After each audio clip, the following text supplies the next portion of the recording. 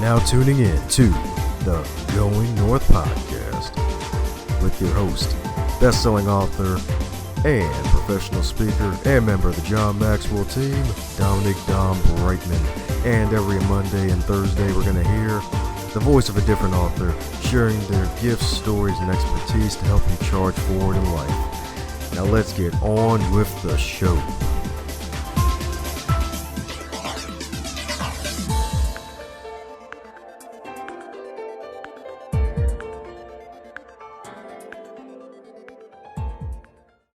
And today on the Going North podcast, we bring you some extraordinary humans doing extraordinary things. Today's no different because we got another author in the house, another multi-time best-selling author in the house. This wonderful guest right here is a fellow podcast host and is also considered one of the foremost global authorities on how assessment strategies and processes not only increase but also multiply your success rate. And in the past 28 plus years, you heard that right, folks, 28 plus years, this wonderful gentleman right here has conducted more than 3,000 presentations and 10,000 hours of consulting and coaching. He's also created CRG's proprietary development models and written 40 business training programs, 12 assessments, and 500 plus articles. And this expert right here is a legendary expert on assisting individuals, families, teams, and organizations to realize their full potential and to live on purpose. And you probably know who I'm talking about right here. It's the one and only Double K himself, Mr. Dr. Ken Keis. How are you today, sir? Very good. Hey, Double K. I haven't heard that before. I'm glad it's not Triple K. I just really can't go there. No. I'm glad my parents didn't give me a middle name that had started with K. It just really doesn't sit right with me, man. You probably had to do a lot of paperwork like, nope, we'll change this right now. Exactly. I'm glad, Dominique, you have a sense of humor, and so do the listeners today. So we have some fun on it. So, wow, man, it's amazing that all that work. Who did that? You, God, and the folks who helped you out. Exactly. And a lot of people around me for sure for the years gone by. It was great to have you on our show as well, Dominique. And so here just really to serve you and your listeners and hopefully give them some tips on how to, realize their purpose in life and to play to their strengths. Oh, yeah. Yes, indeed. Because you, sir, are one heck of a legendary man because read through some of your book and I'm like, wow, my man knows how to study. And yet, Dominique, I almost failed high school. So my grade 9 English teacher told me I would never amount to anything because I couldn't read or write. It was discovered when I did my master's degree that I was mildly dyslexic. And there had this little invention, Dominique, which I did not have when I was in high school called the computer, which all of a sudden told me with a little red line in the program Word, oh, by the way, that's misspelt. By the way, that grammar kind of sucks. So it was really technology helped me to kind of get into the writing side. Otherwise, when I was in my teens and 20s, I never thought I would ever do that. But here we are, and life evolves and refines itself, as everybody listening here as well. Oh, yeah. And it's great that the computer came around just in time to help you get to the point where you get to fulfill, heck, even live out some dreams that you probably never thought you would have been able to live out in this lifetime, and still more to come, too. And that's true for everybody listening too. I mean, even think about what we're doing now, Dominique, where we're doing a podcast. You're on the East Coast. I'm on the West Coast. Different time zones. Technology is allowing us to record this, be able to have it as a legacy item online forever for people to listen to. Maybe you're working out right now. You're walking down the street. You're listening in your car on your iPhone or whatever phone you have it on. And that's pretty amazing, to think about when I got into this industry, which actually it's 30 years now, is my 30th anniversary doing this work. When I first started, we didn't even have email. So when I was doing the work with Chrysler way back in the 90s, I was commuting from the West Coast to the East Coast, or Windsor or Detroit, almost on a weekly basis for a year just to do the work, because we couldn't transfer all our instructional design to the individuals. We actually physically had to be in the room with them. So yeah, technology really has evolved on how the impact. And of course, here you are with all the different episodes that you have as well, Dominique. Who would have thought that would have happened for an individual, even 15 years ago? You can see that again. It's like, wow. You get to connect with people in the comfort of your own home out of nowhere, all the way out in India, Canada, somewhere probably in China too. Oh, absolutely. Absolutely. Yes, indeed. And the beautiful part about it is that you had humble beginnings. If I'm not mistaken, you worked on a farm, right? Well, actually, I grew up on a dairy farm. I was third generation. So my grandparents bought it.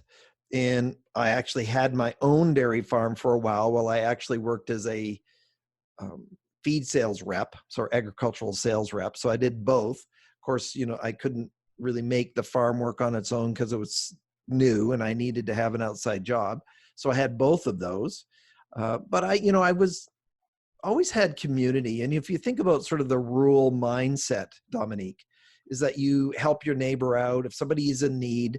So those kinds of value set and working hard. I mean, if you think about many of the agricultural ventures that are out there, dairy farm is 24/7. And, if you're sick, it doesn't matter. The cows still have to be milked.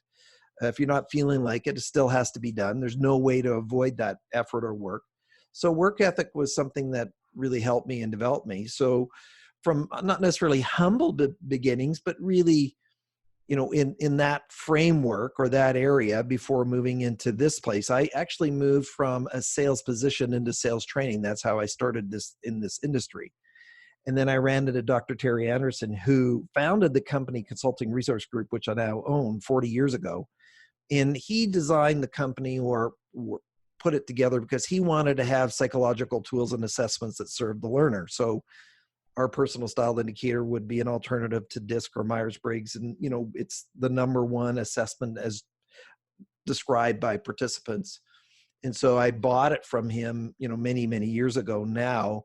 And it was just, he mentored me just as you teach in your show, Dominique, to be able to be around people that can help you go to the next level. So it's been a 30-year journey of just developing myself and being around some amazing mentors and individuals along the way. And it's just been fun.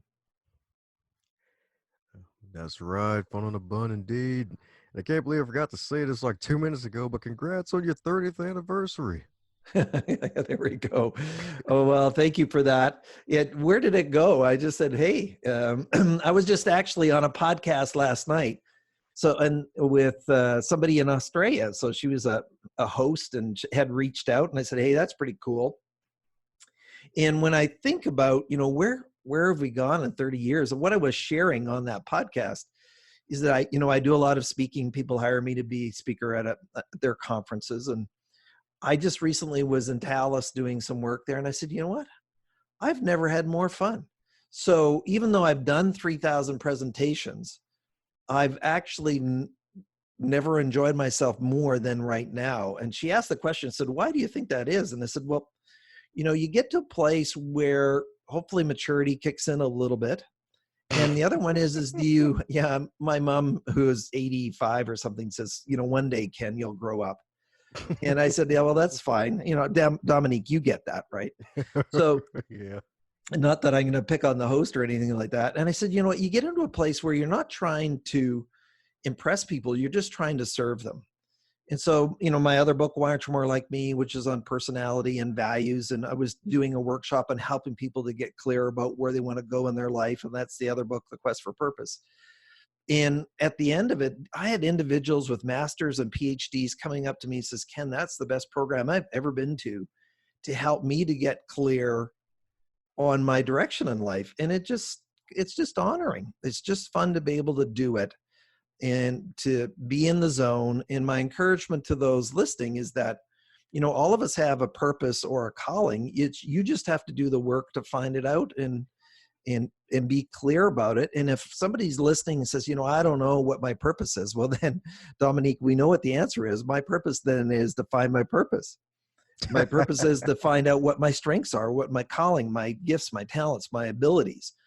And so nobody can do that for you.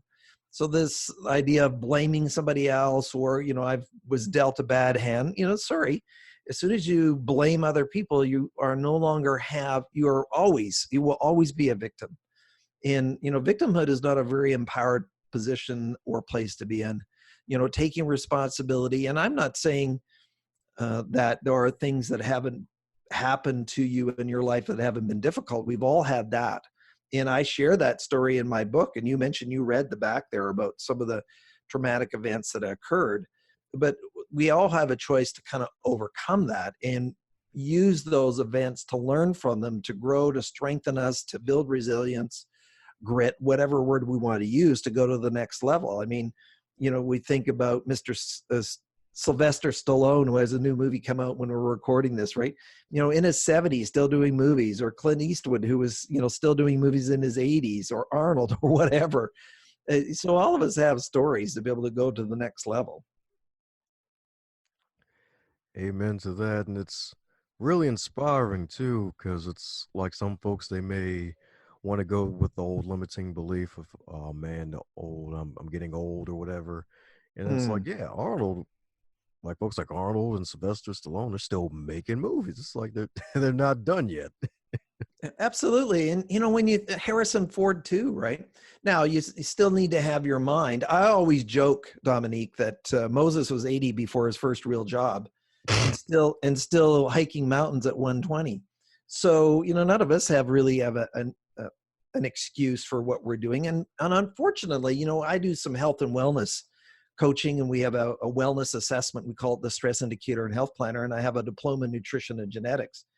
And one of the things is that our lifestyle in North America has put it where we're so sick when we get 65 or 70 or 75 or 80. There's no reason to be sick when we're older. And age brings wisdom, age brings maturity, age brings insight where you don't have to do anything. So the person's heart is clean. I'm not trying to, make the corporate ladder so I can be the CEO. You have individuals, you think about many senior leaders around the world, they're, in their 60s and 70s. And in fact, one of my friends who is 74 now, he's one of the top consultants in the world. And he says, I think ageism is still one of the last places where there's discrimination. And he said, I've never done better work than now. And he's written 60 books. I mean, the guy's just amazing as far as his ability to write books. And he says, listen, I'm in the zone right now. So there, as long as you have your mind, as long as you're active, a lot of times we eat, we're not moving, we're not eating right. And that's where your mind goes. So those of you that are maybe older, make sure, or even if you're not, if please stay active, please stay moving, please eat healthy, because really the last thing you want is to treat your body poorly and then all of a sudden you're suffering, and when you get older, with not being able to maintain your memory or to have cognitive dysfunction. You don't want to have that. Definitely not. Definitely not. Definitely don't want that.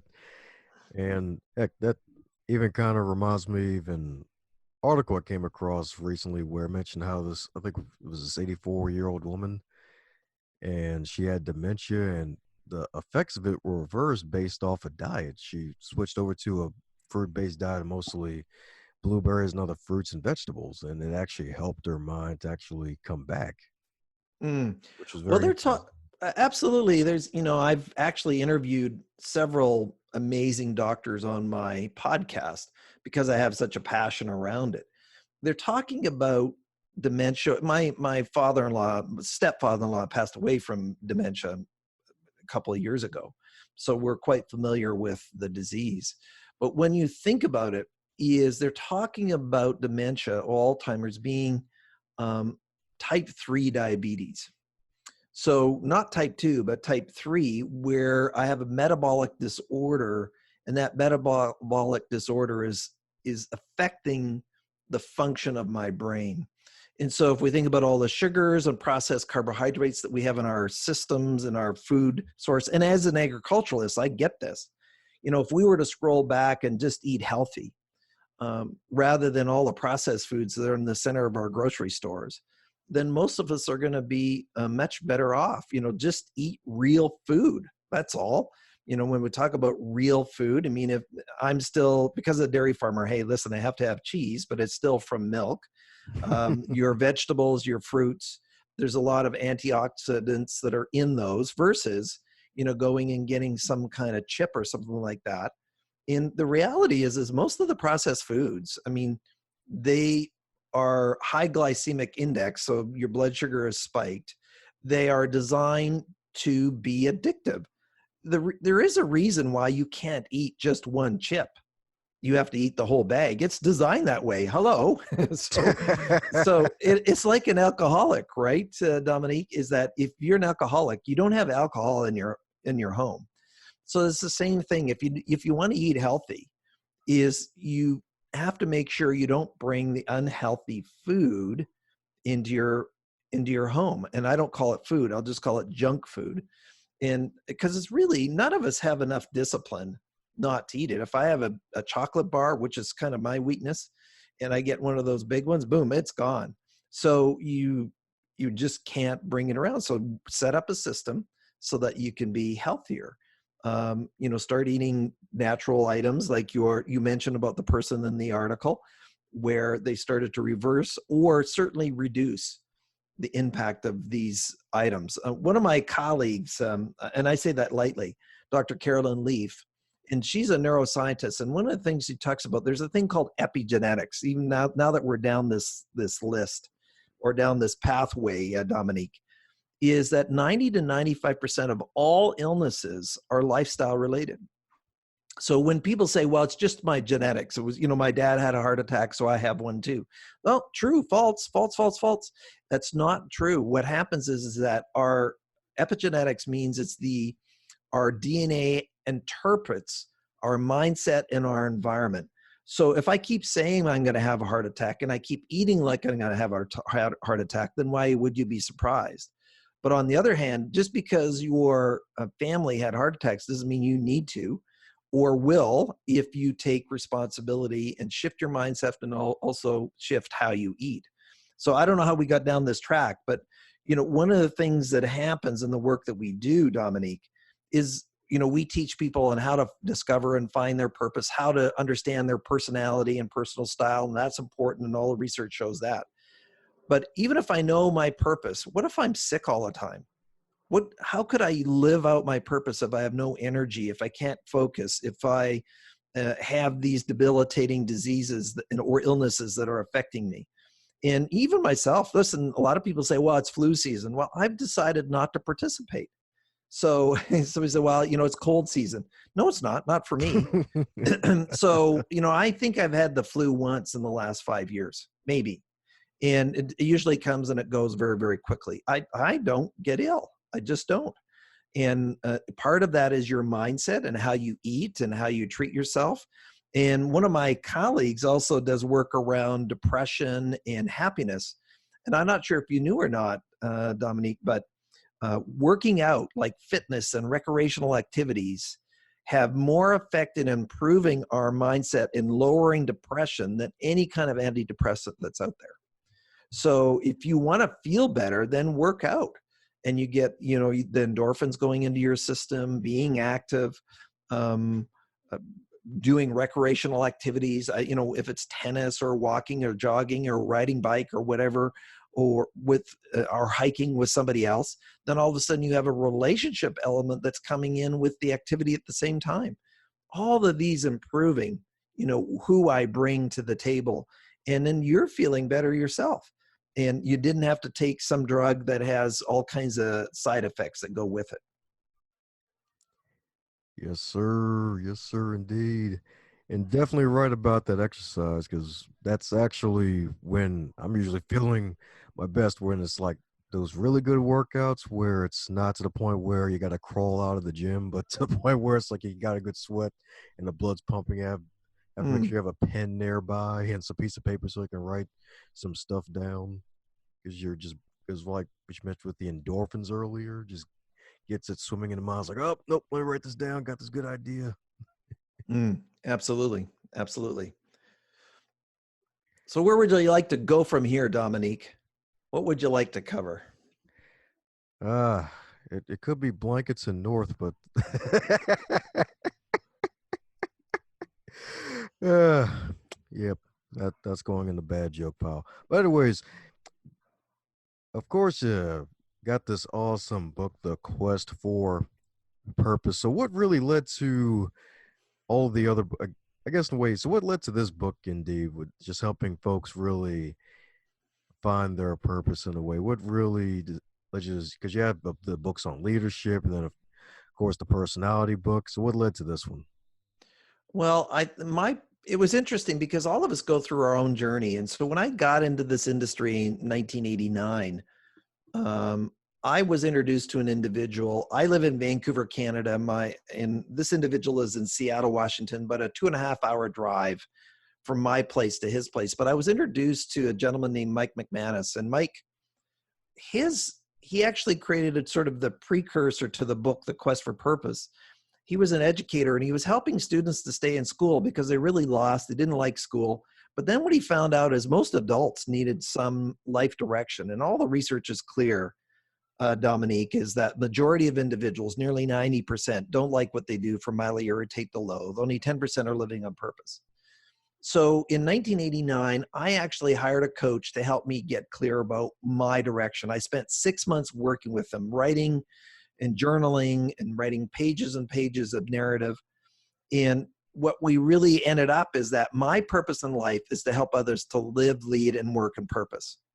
So the last 30 years has been this journey of, getting with leadership and customer service training, communication training, and then, becoming an expert on personality and personal style in assessments.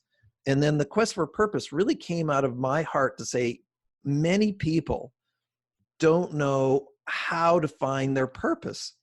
And the reason being is that the question usually is too big. So I say, Dominique, what's your purpose? And they said, well, where do I start? What do I do? I don't know what my purpose is. I have no idea where to start. So the question is too big.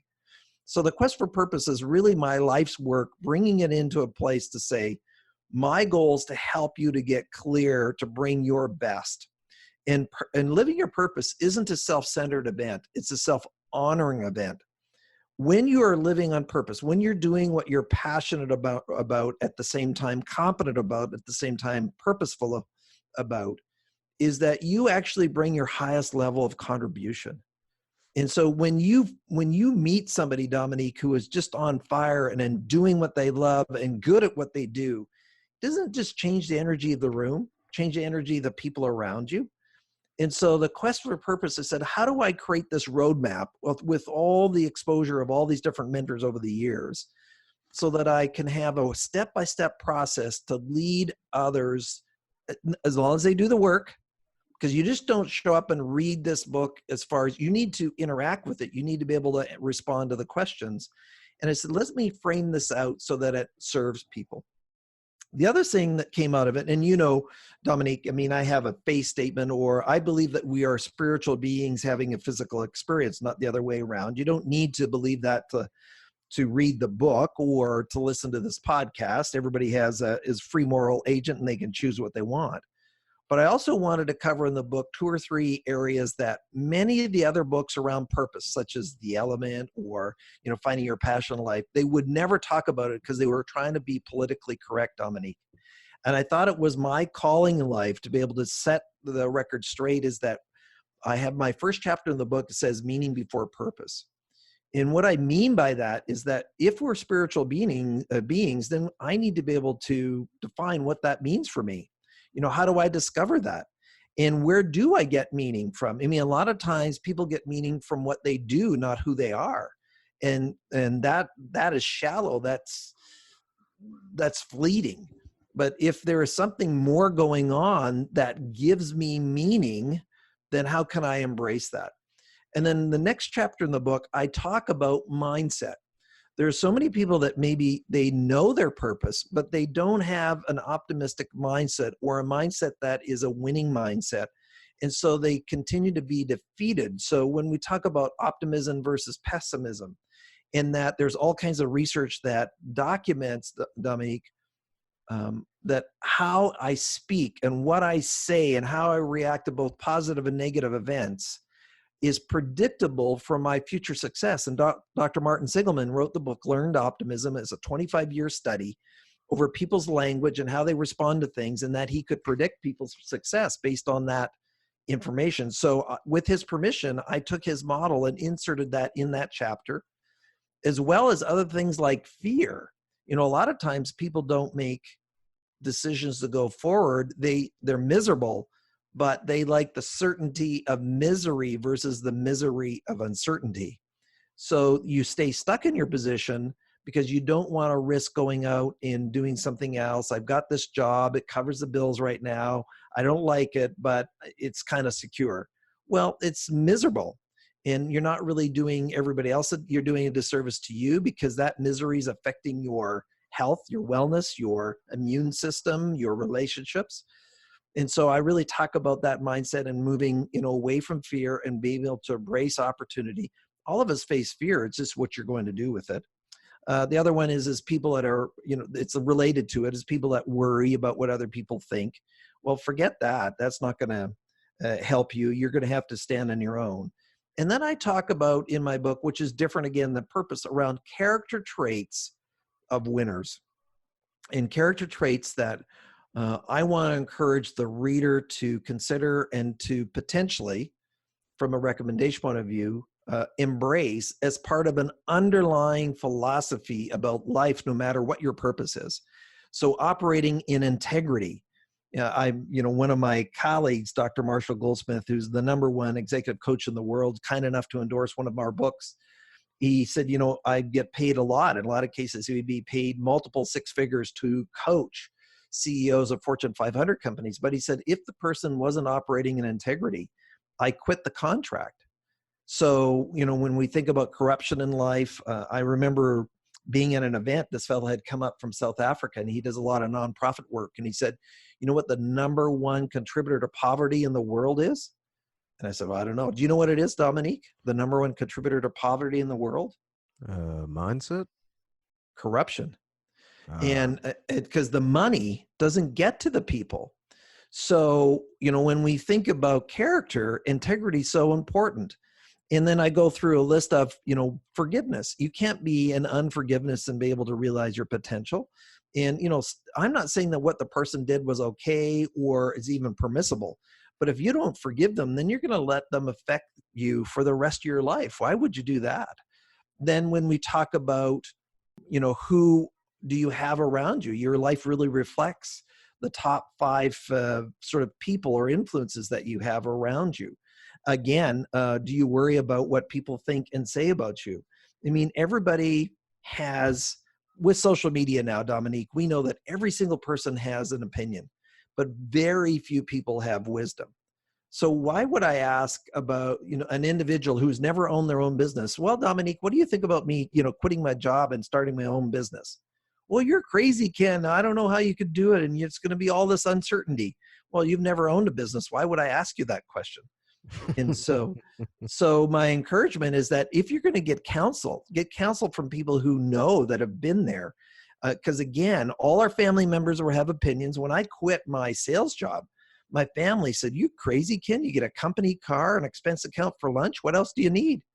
And I said, no, I'm called to kind of go down this pathway. And here we are 30 years later and said, whoa, okay, this is great. Now, even though we're doing our purpose, life isn't perfect. There's still days where you say, no, this is not all that easy, but we push through. Purpose and passion helps people to push through, to be resilient and have grit, which you need to be able to kind of get to the other side. And then I really take people through a series of steps, Dominique, where life leaves clues. Are we paying attention to those events and times and situations in life where I have just been enthralled. I've been energized. I've been excited. You don't need to know about the negative or the neutral. Forget that. And start looking at these pieces in your life that contribute to a picture that's fulfilling for you. Again, not from a self centered point of view, but from a fulfilling point of view, from a self honoring point of view. Now, I'm the firstborn male, third generation Eastern European descent on the farm. When I left, I came home from college and went on the farm with my dad. And my brother, I guess my one brother had graduated as well. The other one was still in school. But when I decided to leave, of course, the whole pressure was we did all of this for you, right? Mhm. And so there's a lot of people are listening where through obligation, and it's nothing to do around judgment around your family, is through obligation, people have stayed down through a certain pathway rather than making these choices to kind of break those ties and move into your own independent space. So I take you through a series of questions and exercises and activities, as well as assessments to get clear and go through to the other side. I did all of this work. And the other one is I'm constantly refining it too, even for myself, as far as some of the work that I used to do 20 years ago, I don't do anymore. And then I do different work. It all still is around the theme of helping others to realize the potential, but the nature of it is constantly sort of evolving as I evolve. We make a statement, Dominique, and this is for all the leaders, all the parents, all the individuals listening, is that my ability to serve others is equal to or less than my own development. So if you really want to develop and help others, then develop yourself. That's part of your quest to be able to bring your best. There was a research study done by the Association of Talent Development and said one of the number one top three reasons that employees disengage is responsibility without competence, or responsibility without training, or responsibility without ability. So as our ability goes up, our competence goes up, our confidence goes up, our engagement goes up, and our fulfillment increases. So it's circular in all cases, no matter what we're doing. Ah, so that's how you ace your way to the top of ability, confidence, and engagement? Well, as confidence and competence go up, then engagement goes up. That's right indeed. That's right indeed. Definitely got to be competent. Definitely got to be competent indeed, especially once you get yourself into purpose and more developed indeed. More developed indeed. Yes, sir. Yes, sir, indeed. And what's interesting is that with your book, it has like so many different moving pieces and parts of yourself in that book, and even go into the spiritual part of it. And you mentioned before that you were a pastor at one point, right? Well, I'm still an ordained pastor. I mean, I work in secular, I mean, I work with Fortune 500 companies, and then my belief system is I have a faith underpinning. And so I just went out and got ordained just because it was something that was important to me. In what I share in the book, The Quest for Purpose, is my journey, because I wasn't always there.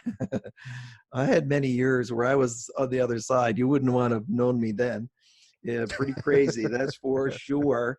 So, I've been on the other side. I know what it's like to be, I'll call it empty, or without sort of a faith or spiritual statement or interests.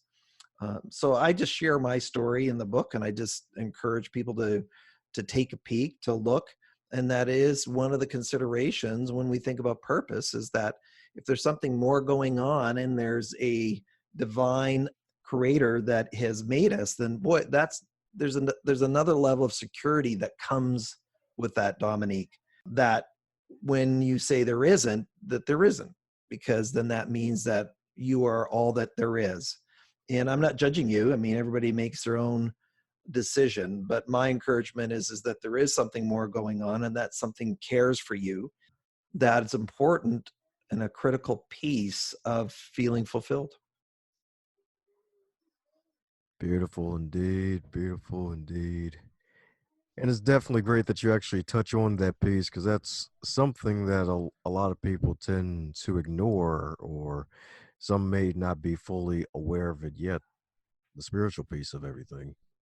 Well, as I mentioned, earlier when we were chatting about the book, is that I put that as one of the first chapters in the book because most of the other authors don't want to talk about it. And in the feedback I've gotten is that, and for those of you that are quote unquote, searching or not interested in that part, I've done it very, as most people have given me feedback, done it in a respectful way. Is that I know that many people listening are on a journey. They're really trying to discover. They're seeking, and so I just encourage. Here are some questions. Here's some consideration. But to omit it would be a serious, serious offense on my part. To not include that for you as the reader, as not as a, because it is a very, very important consideration and piece. Well, kudos to you actually not omitting that and taking that route with these type of books and not actually omitting it and actually helping folks to at least give it some consideration indeed and actually help folks who are seeking because nowadays it's like so much information out there and there may be folks Mm-hmm. trying to create their own version of spirituality that is a little Right. well maybe not a little but Yeah, I'm, very and questionable. I'll be clear here on this show. I'm not talking about the humanistic type of spirituality where you're talking about your inner self and these things. I mean, those are important as a person who deals in psychology and assessments around our personality and our values and traumatic events and all these kinds of things. There's still this other part, the spiritual part, and that really is referencing something outside of ourselves who has created us. So, I'm not talking about the humanistic side. I'm really talking about that spiritual side, and that it is a serious question for us to, or a topic to cover and to filter through and to get clear about. And there's some amazing freedom and research that I reference in the book that comes with that. Yes, indeed. Magical freedom. So out of curiosity, after all these books and all these wonderful assessments out there, what's next for Dr. Ken? Oh, what's next for me? Well, I think that I'm not done yet. I mean, I'm 59 while we record this, so not even 60 yet. So when you think about, I'm just actually hitting my stride as far as the capabilities. And now with technology, one of the things that we're working on, Dominique, is to create online solutions like courses. So all our assessments are online. You can take it on your phone, multiple different languages. You want our personal style indicator in Chinese and Spanish, in French, in English, whatever, away you go. But now I want to take this curriculum, all these courses that I've developed in live audiences, and we're converting that into e-courses so that you can take it anytime, build that out, film them, create them, develop them, do the instructional design so that that is out there for you. And as that's built out, Dominique, the other one is, my kids are getting older and hopefully they're going to have kids and you become a grandparent, is being able to give back in that way is an important element of this time of life as well. Amen to that. On that Andrew Carnegie swag. Looking to give back. Yes, indeed. Mm-hmm. Fabulous. Fabulous indeed.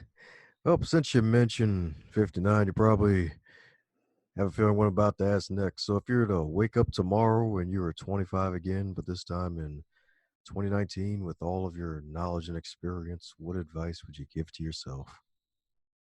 Hmm. It's interesting. Don't sweat the small stuff for sure.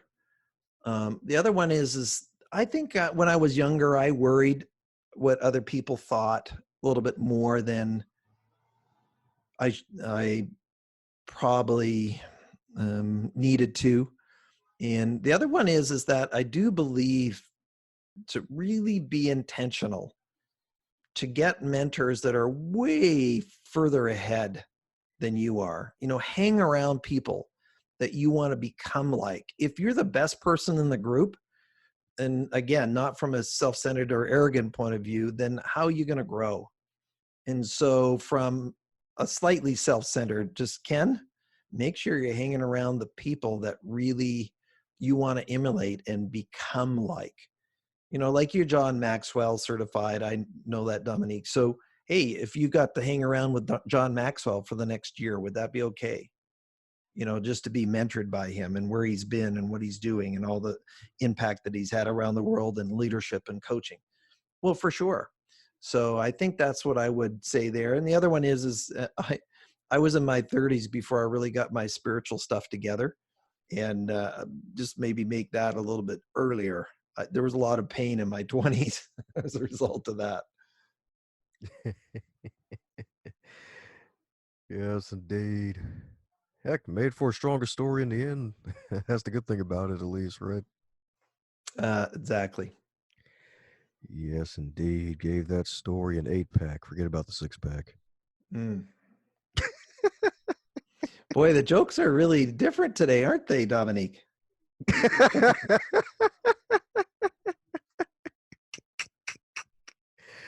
Yep.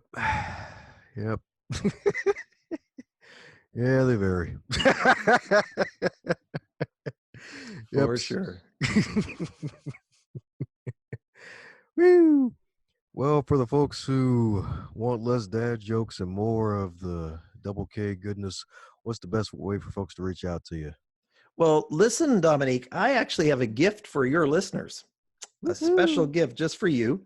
So, the easiest way to find out about me and my speaking, training, consulting, whatever it is that you're looking at or assessments, is you can go to my speaker site, which is Ken Keis. Now it's spelled KenKeis.com.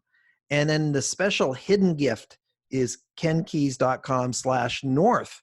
Now, I don't know where I got that from, but and what I'm going to do is I'm going to give you a special e-copy of my book, The Quest for Purpose.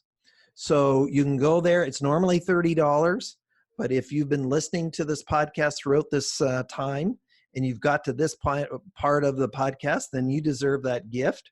So go to to my site, kenkeys.com/north, and you'll have it in the show notes, I'm sure, Dominique.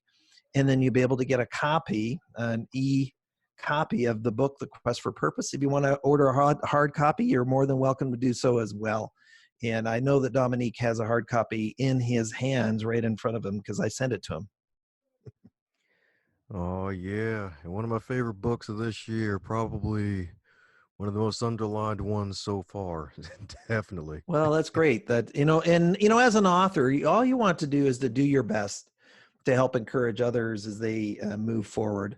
And then, of course, I'm on all the social media platforms: LinkedIn, Facebook, Instagram, Twitter. So you can find out more. My company website is crgleader.com. And that's where we have a lot of our assessments listed as well. Woohoo! Thanks a bunch for the fabulous gift, Ken. You're welcome. And you're welcome to the North listeners. Oh, yeah, that's right. All sorts of northbound success in this community. Indeed. Yes, indeed. Well, there you have it, folks. Going out there, head to that special link in the show notes. Pick up an e-copy of this e-book. Increase the excellence in your life with the quest for purpose. Yes, indeed. The QFP goodness. Yes, indeed. Well, any parting words for the folks still listening, Ken? Well, my last thought is sort of the first thought, and that is, what, every single person listening to this matters. You matter. You're important. You're here for a reason.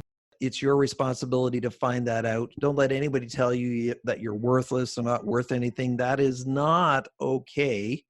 But take responsibility to find out what your purpose is. Don't get bent out of shape. Don't freak out. Don't feel guilty about where you're at. Just simply take a breath.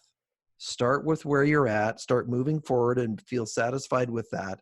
And then source the resources and people like Dominique or myself to help you to get there. And it's not that you are insufficient. It's just that all of us need coaches, mentors, helpers to get us there. And I have them. Dominique does. And so my encouragement is take responsibility and thank you for supporting Dominique in his work and his podcast and being a listener of this great show. Hey there, buddy. Looks like you made it to the end of this episode. Since you made it to the end of this episode, do both of us a favor and stop being greedy. Stop it right now and share this episode with your friends and your fellow podcast lovers, especially those who have book clubs and want to listen to the authors who write some amazing books.